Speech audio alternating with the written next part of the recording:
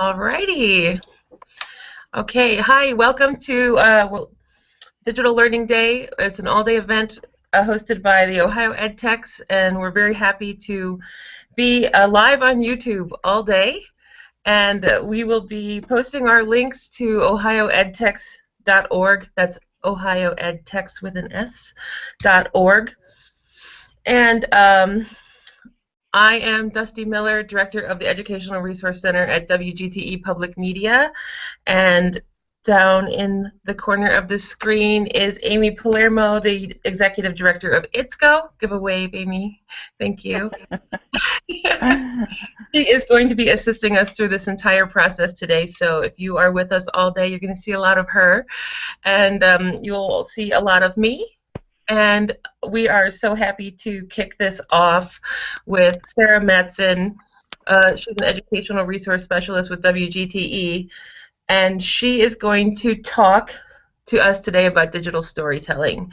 So, for the sake of time, because I know she has a lot packed in there, I'm going to send it over to Sara.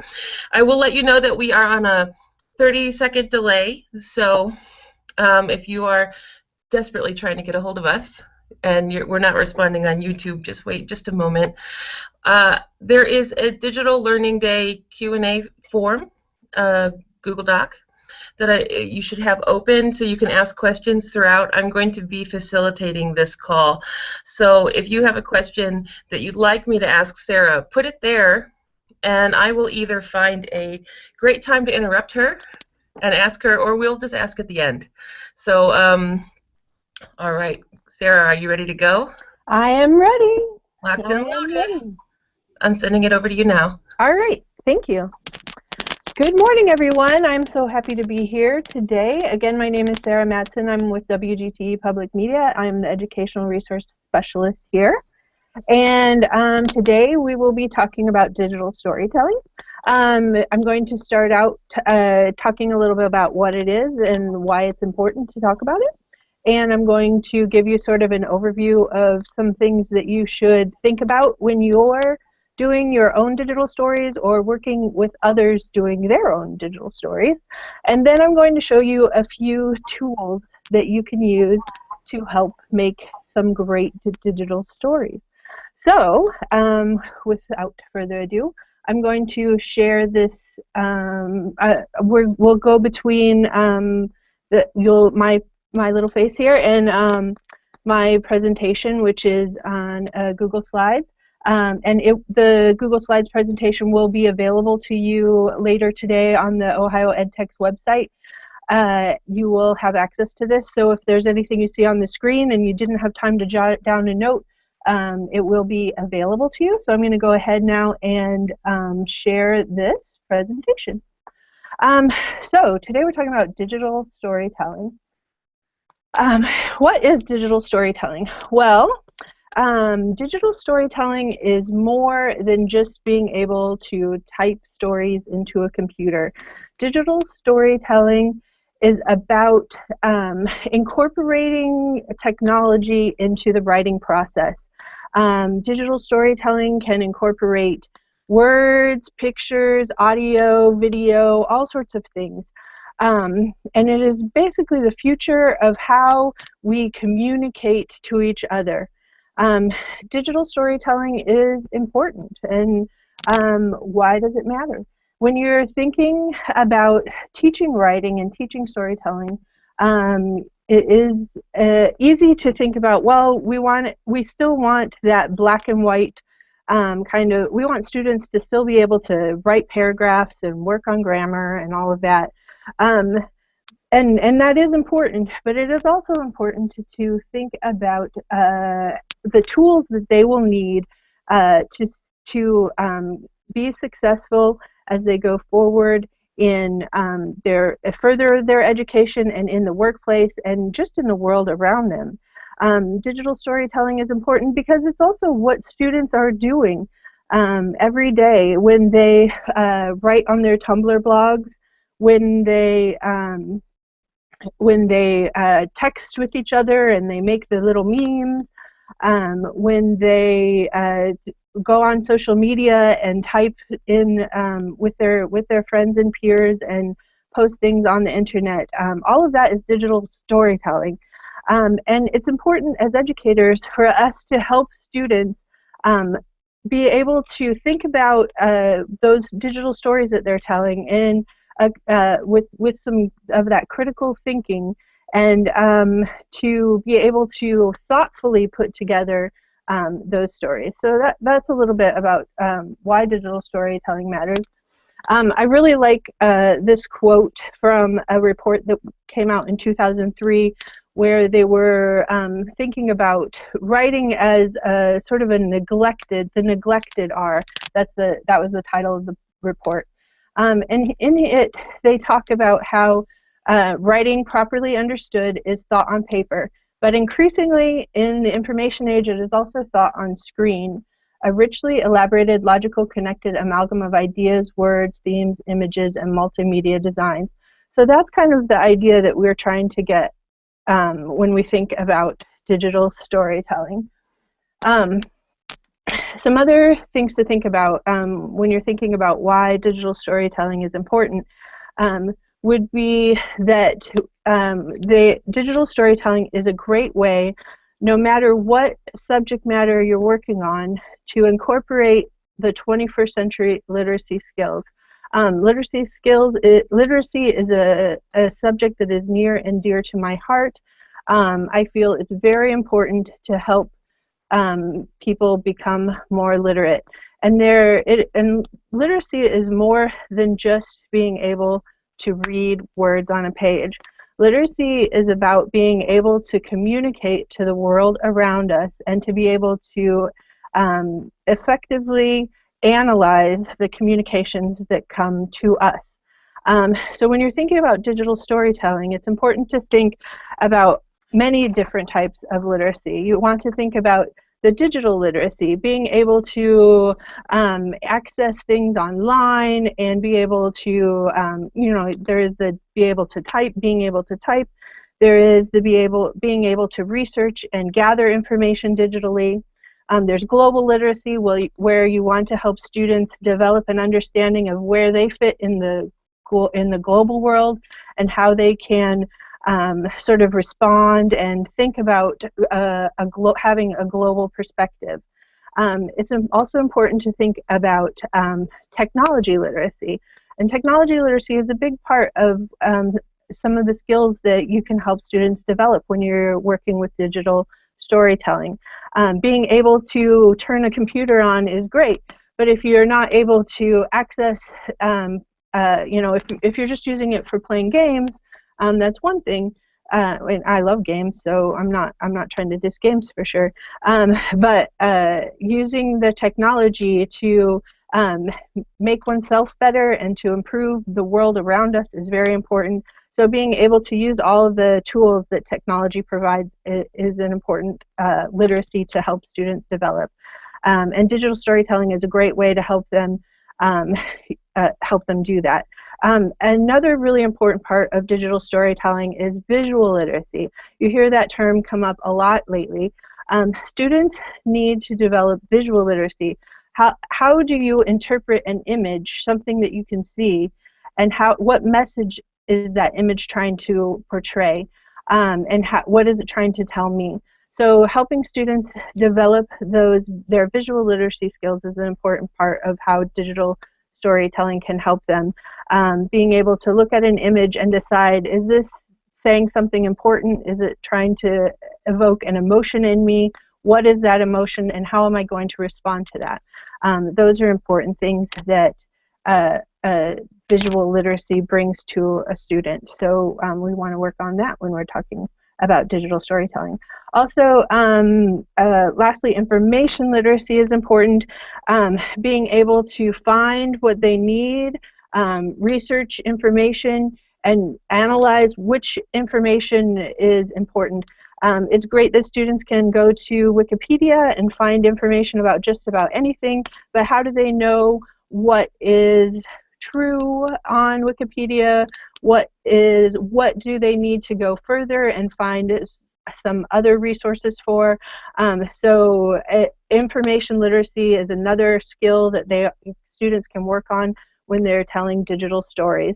when they go to research for a topic or a story that they want to tell, they can develop some of those online researching skills that way. So those are some of the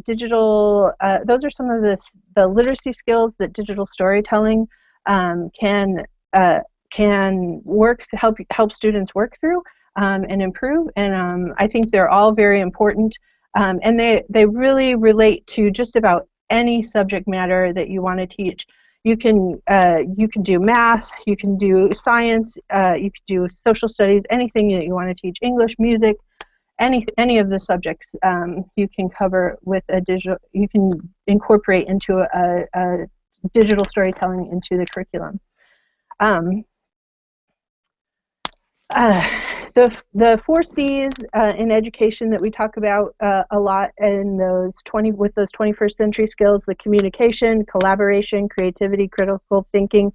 Those are all vital parts of education, and they're very, very relevant to digital storytelling. Creativity is a big one. Kids are able to use all different methods. Maybe they're very visual learners and visual communicators. They can use images to tell stories if they're not as good at using their words to do that. But that's still an important skill to be able to do to learn. Critical thinking, being able to decide, is this an important part of the story or not? Is this digital story that I'm watching something that I can think about later? And then collaboration, helping students tell stories together is a great thing. The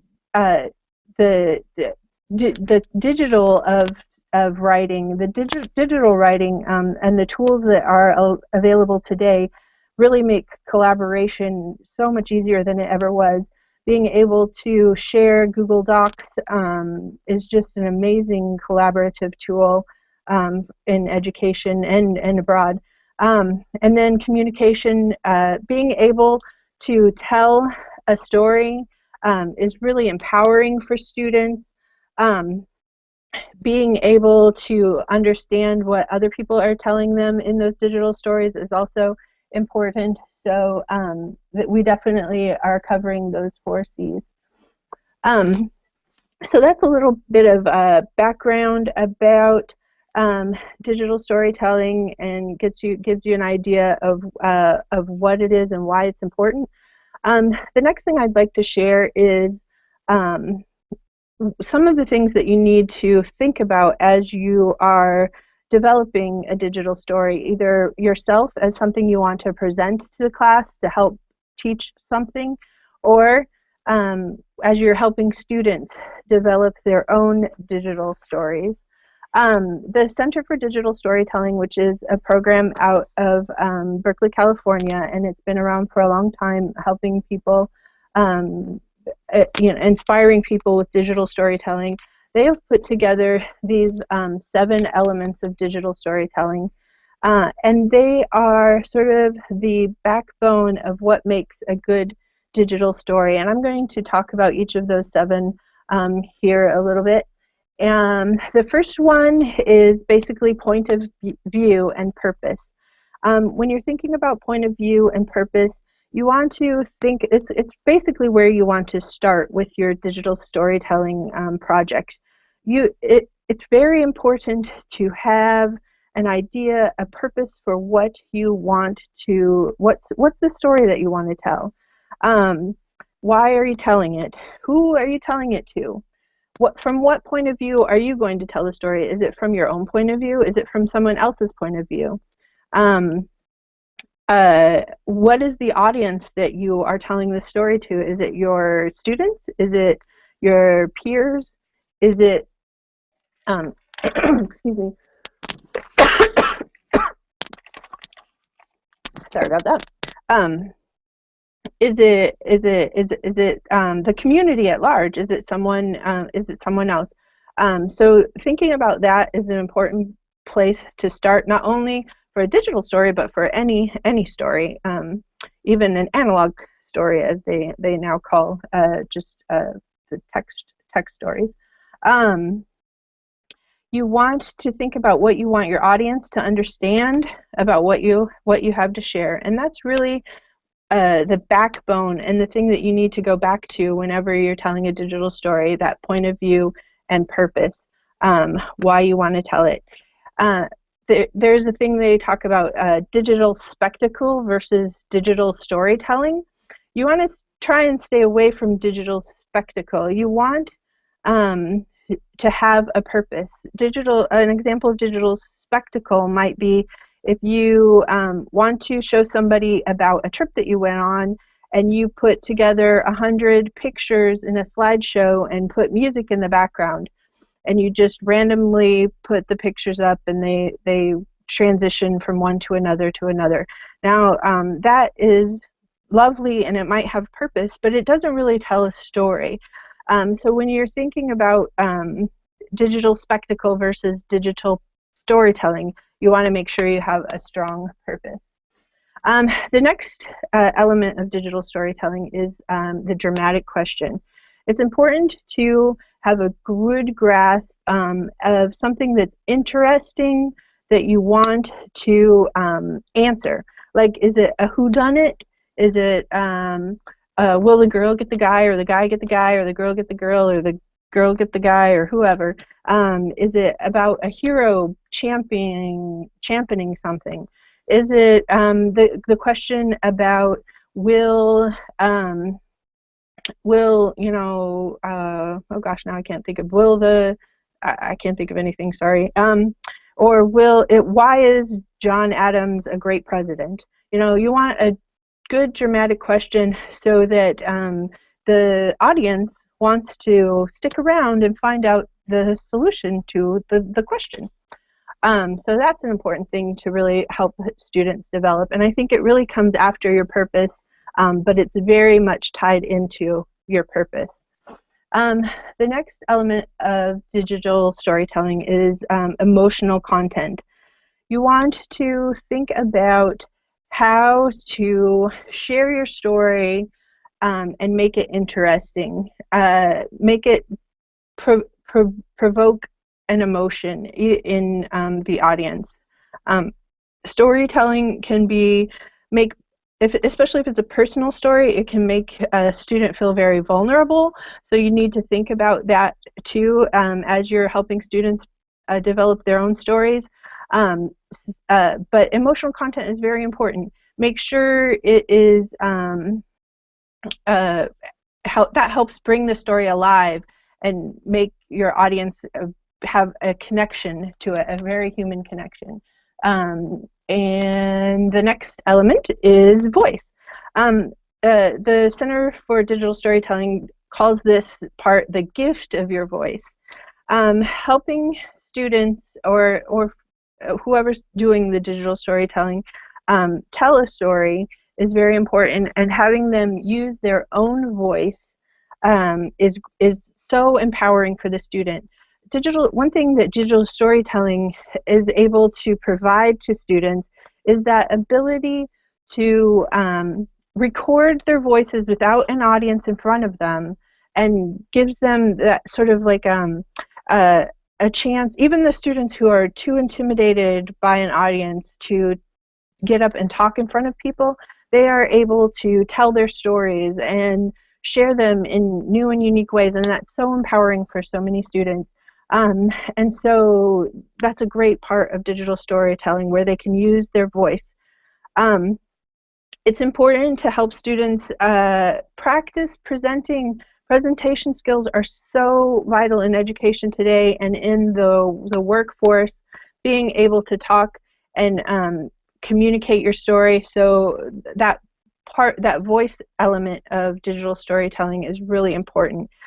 Helping students learn to have inflection in their voice, that takes quite a bit of practice for some people, but digital storytelling is a great place and a safe place for students to practice that. And it's a good idea to tell students who are putting together a digital story that when they're talking, they'll have a script written for their story, but it's important that they don't read it. They tell the story. They might go back and forth to their script, but they need to talk in a digital story like they're talking to a friend. It needs to be conversational. That voice is so powerful. So that's that. The next element of digital storytelling can be the soundtrack. Now, I would argue that not every digital story is going to have a soundtrack or going to have even audio at all. You could tell a digital story with just pictures and words. But if you do incorporate a soundtrack into a digital story, it is important to think about how you want to make sure the soundtrack fits in to your purpose. If your purpose is to make people feel sad and, you know, have sympathy with a character, you want to make sure that you're not playing, you know, really fast music that makes them want to dance. When it's also a good idea to think about using instrumental music instead of music with lyrics, especially in a section of your story where there is talking. You don't want those two things to clash. And you can use sound effects to enhance your story. If you've ever listened to the podcast Radio Lab, I think they do an amazing job of incorporating sounds. So you could check out Radiolab and see how they use sound to tell stories. I think they do an amazing, they're a great example of using sounds. The next element is economy, the economy of the story details. Digital stories should take between 1 and 5 minutes to tell. So it's not a very long thing. So you want to make sure that every picture you're using, every sound you're using, every word in your script really goes back to that purpose and isn't superfluous to what you're trying to tell. Make sure you eliminate anything in your script that isn't necessary and get it down to that bare bones of what is really vital for that story. So that's basically what economy is about. And then the last of the 7 elements is pacing. And pacing is all about timing, using starts and stops, pausing when you need to, leaving a blank space. It's sort of like that white space in a graphic design. You want to make sure if you are trying to develop something that's suspenseful, that you use pacing that makes people feel on the edge of their seat. If you're trying to make it calm, make sure that you're using pacing that makes people feel calm. So those are the 7 elements of digital storytelling. When I went through and was looking at some things about digital storytelling, I found this great little flow chart of from Samantha Mora for the digital storytelling process. And I like that it's a circle, because just like with writing, you need to make sure that you're going back and editing and rewriting. So there's sort of this circle where you start with coming up with an idea, and then you research and explore about that. You write your script, you put your storyboard and your plan together. We'll talk a little bit about storyboard. Then you need to gather things together, put it all together, share it, get feedback. And that feedback is really important. It's part of that whole collaboration of this experience. And then you need to go back and maybe you need to, when you get feedback and you look at the finished or the project, maybe you need to go back and research something that didn't quite come out in the story like you wanted it to. Or it wasn't as effective. Maybe you need to go back and get some different pictures and put it all together again. So that I like that's a circle when you're thinking about that. Storyboards are really important to have a plan. When you're writing something, you might have an outline. When you're creating a digital story, it's good to have a storyboard. I created this one on Poplet, which is nice. If you've never used Poplet, it's an easy little mind mapping tool at poplet.com. This on your screen here is an example that I just put together for a sample Storyboard. Now, an actual digital story will probably have more than 3 images, depending, but I wanted to show you everything comes down from that purpose and that question that you have. Then you think about the image, you want to think about the design, what effects you might have. Are you going to pan across the image? Are you going to zoom into a part of the image? Those kinds of things. If there is audio, what is it going to sound like? And then have a narration in that part of the script that you're going to have with each of those images. Some people think you should record the narration or the script all in one take, and that can be great. Sometimes it's very difficult to get a 3 or 5 minute piece all in one take without having to do it over and over and over again. So I say that if you need to cut it down into little bits, that's perfectly fine. One of the tools that I show you today actually is built in that way, that you break it up into little pieces. But having that storyboard plan ready so you know which pieces are when, it works well. Online, and some of the resources that will be on the end of this presentation will give you lots and lots of templates online. You can do storyboard template in a Google search and you will find lots and lots of storyboards. The next part of what I'd like to talk about are the digital tools that are available. But before I do that, I think I will stop for a moment and mention that if you would like a certificate of attendance for today, you need to go to the ohioedtext.org website, and the code for this class is DSD.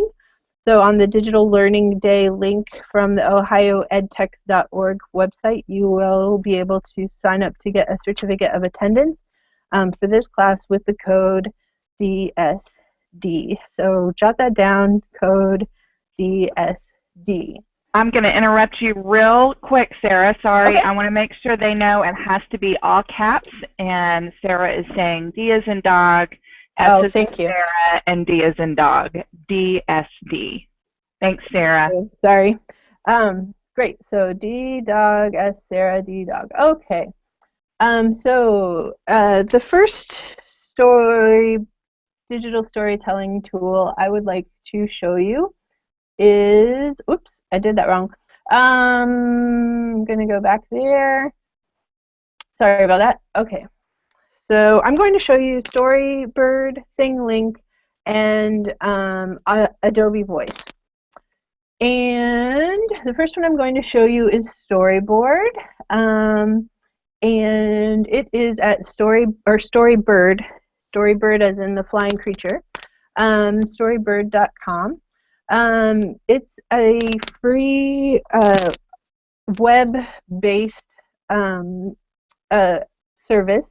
It is free to sign up, but there are also ways, of course, there are always upgrades that you can pay for.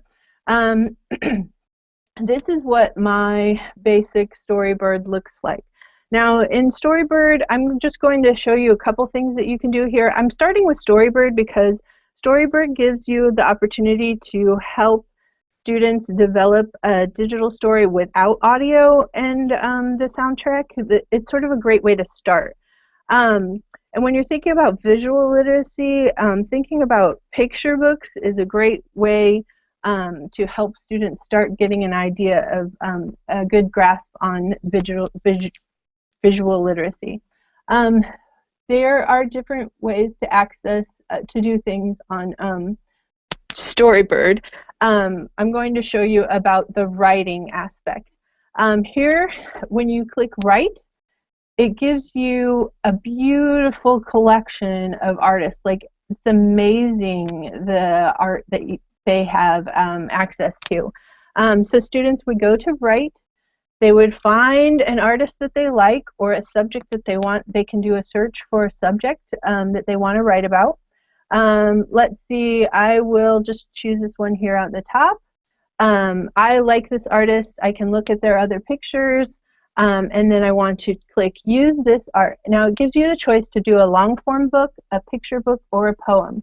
If you choose poem, it just gives you the chance to do one page, and then it has words already on the page, and you kind of have to choose from just those words. I haven't really found a good, I don't really like that part of this. Maybe you would find a great way to use that, but I really like the picture book, so I'm going to go to the picture book, and in here it gives me some pictures I want to choose from, and a place to write, so I can look at this picture and then write something about that. Then I can go down to the bottom and I can add another page and add the next picture. I can go through, maybe I didn't want that one, maybe that's the next one in my story, and then I can write about that story. I can add another page and add another picture, and until I get my story just right. And part of Storybird's philosophy is that even though they've purposefully limited students to certain pictures in each set, so that they're really having to think about what they're doing and be purposeful about what they're doing. Once you get the book like you want it, you build your cover, and you can invite a collaborator. So if you want students to share, you can publish it, which would be, you can publish it and make it private, you can publish it and make it public. They don't allow students to use last names or anything, so, and they do a review before they actually make it public. And then once you save and close, here's my little book that is untitled. This is our published little thing I put together for this class. You can follow different artists and other things. Another thing you can do on Storyboard is read. So if you want students to look at what other kids and people are writing using Storyboard, there's endless numbers of little books out there, which is, it's so much fun to look at. So I hope that you will take some time today or this weekend maybe to look at storybird.com. There's so many things you can do. In the studio, you can actually develop a classroom. You can have a set of students. You can give them assignments here, and that is a lot of fun. And then you can have a classroom library where you can see all of the books that your students have made, and the students can all have access to each other's books, which is fun. So I love that. The next thing I'm going to do is show you Thinglink. Thing as in like the creature hand thing. Link, L-I-N-K, and that is also available as a web tool or an app for either Android or iPad. I'm choosing to show you the iPad app today because I like it the best. What Thinglink helps students create is sort of an interactive, it's sort of like the next step from Storybird. Storybird allows students to tell digital stories with just text and pictures. The next sort of step is Thinglink, where it lets you, it's sort of like a interactive poster board, where you start, I'm using this picture from just my desk. It's not a thought out story really. I just wanted to show you the things that Thinglink could do. This is just a picture from my desk. You take a picture and you add tags to it. Where you see those little dots, those are tags. Each tag can either be a text. So on the Minotaur, I added text. The Minotaur likes figgy pudding, and I know you can't probably read that because of the glare. Or you can add a video. You can either take a video, like here I did here, and when we play the video, it's hard to do this backwards. So there, it will play the little video, which is cool. So they can take apart a picture and make little pieces of it. Or they can also, if they're trying to teach about something, down here I have linked to a YouTube video. I have a little Cobra Lego And here I link to a YouTube video of a mongoose and a cobra. So you can link to YouTube videos if you have access to do that at your school. So that is Thinglink. You can see how that can be a lot of fun, and sort of is the next step of putting together a digital story. The last tool I want to show you is Adobe Voice, and Adobe Voice is my favorite thing. I love Adobe Voice for telling digital stories and making it simple for students. Unfortunately, Adobe Voice is only available on the iPad right now. Hopefully one day they'll have an Android or a web-based version, but it is a beautiful tool. I gave this to my 10-year-old friend who within 10 minutes without any instruction was able to create his own digital story. It was amazing. I will show you quickly here a sample of what a digital story looks like here. Neil Armstrong and Buzz Aldrin were the first humans to land on the moon. But what were the first words spoken on the moon? How about, that's one small step for man, one giant leap for mankind? No, those words were spoken over 4 hours after landing. Most people would say that the first words were Armstrong's, Houston, Tranquility Base here, the Eagle has landed. So anyway, we probably don't want to watch the whole thing, but there are lots of examples. But you see how it's a simple slide with music gentle music in the background and a script on top of that.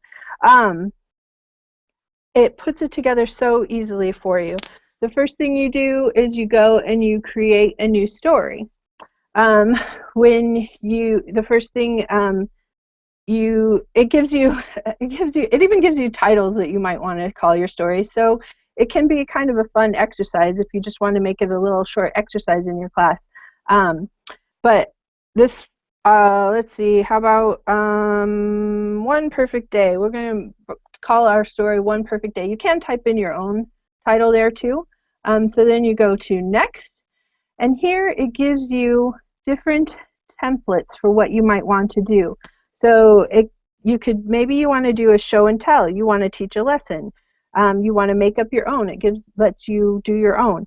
You want to tell what happened, explain someone, follow a hero's journey. They have all of these different templates that you can do, and they're basically provides you with almost a whole storyboard for your story before you even get started.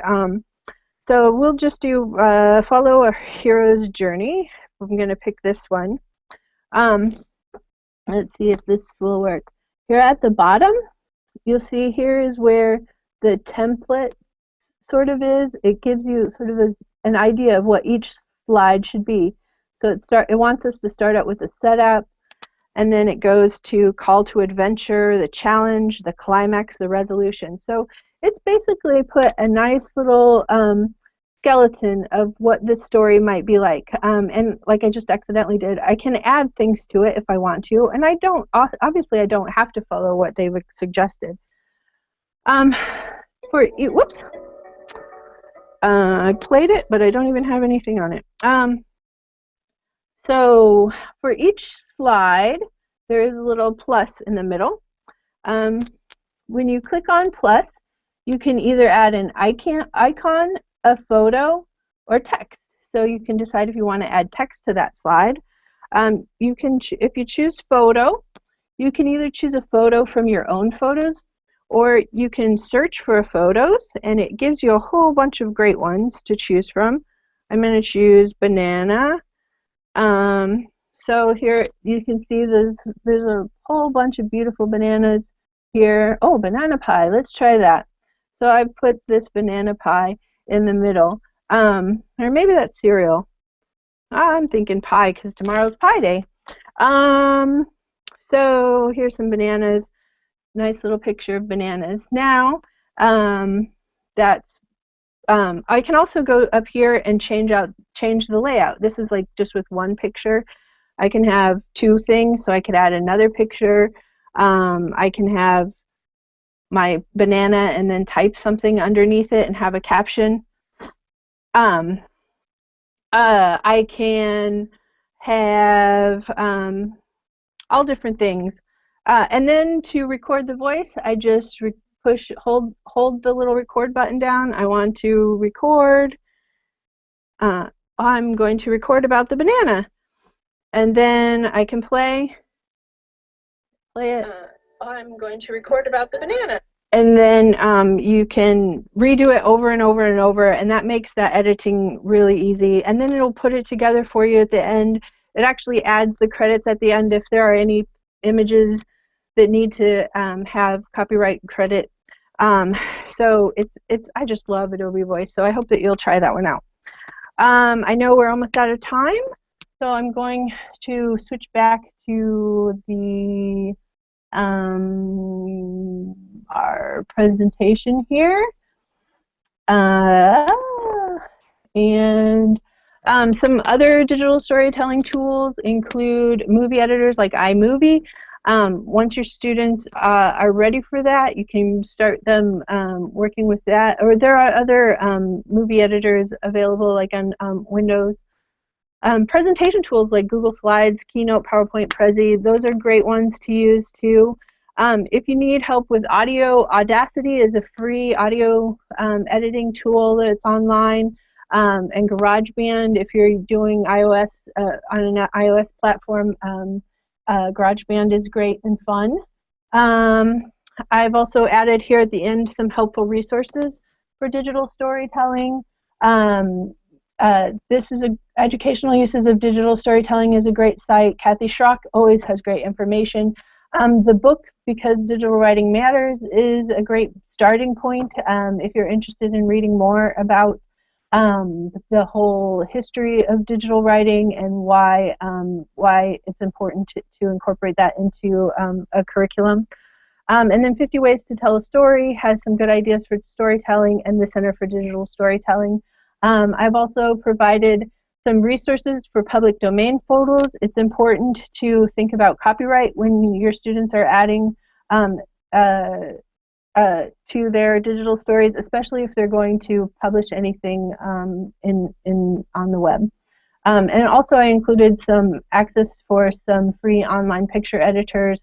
You don't have to be proficient in Photoshop to make great pictures. PicMonkey is a great one. So I think I did pretty good with the time if I was given 45 minutes. Again, my name is Sara Mattson, and I am at WGTE Public Media in Toledo. Here is a way to contact me if there was anything I went through too fast. If you have any questions, I would love to answer them. If you want to share your digital stories with me, please do. I'd love to get some digital stories from you in your classroom. And please follow us. Follow WGTE Educational Resource Center at EdTech WGTE on Twitter. I will follow you back if you follow us. So especially if you tell me that you found us because of Digital Learning Day.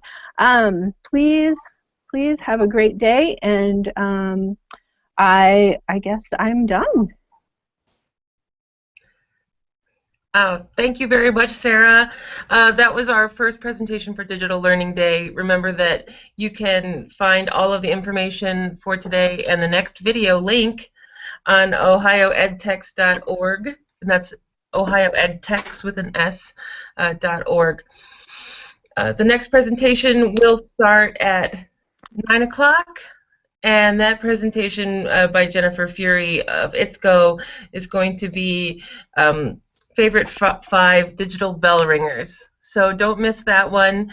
And this Q&A, we're going to work off the same document. I'm going to update it in a second. And if you have more questions for us, because Sara, there's no questions for you. I think you were loud and clear for everybody. But if you do have a question about digital storytelling, we'll be watching it all day. But if you leave a question, leave your email as well so we can get to you. All right, I'm going to close this one, and we'll see you on the next video. Thank you for joining us.